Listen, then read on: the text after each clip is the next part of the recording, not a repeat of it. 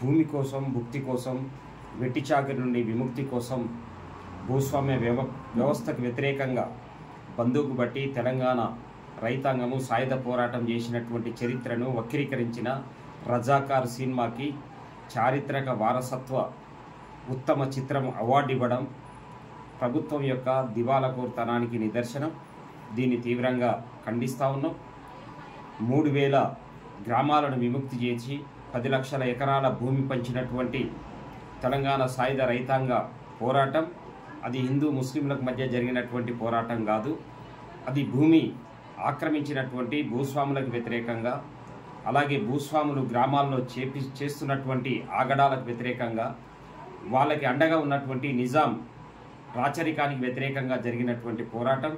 కాబట్టి ఇలాంటి భూస్వామ్య వ్యతిరేక పోరాటాన్ని వక్రీకరించి మతాల మధ్య జరిగినటువంటి ఘర్షణగా చిత్రించడానికి ప్రయత్నం చేసినటువంటి రజాకార్ సినిమాకి ఉత్తమ వారసత్వ చారిత్రక చిత్రము అవార్డు ఇవ్వడం తీవ్రంగా ఖండించాల్సినటువంటి అవసరం ఉంది.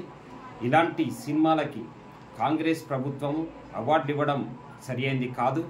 కాంగ్రెసు తెలంగాణ సాయుధ రైతాంగ పోరాటాన్ని అణచడం కోసం ఆ రోజు పటేల్ సైన్యాలను పంపి వేలాది మందిని పొట్టన పెట్టుకుంది. ఈరోజు ఆ అమరవీరుల త్యాగాలని కించపరుస్తూ, అవమానపరుస్తూ ఇలాంటి సినిమాలకి, చరిత్రను వక్రీకరించేటువంటి సినిమాలకి అవార్డులు ఇవ్వడం సరియైంది కాదు. ఆ వారసత్వాన్ని కొనసాగిస్తున్నట్టుగా అవుతుంది అని చెప్పేసి చెప్పదలుచుకున్నాం.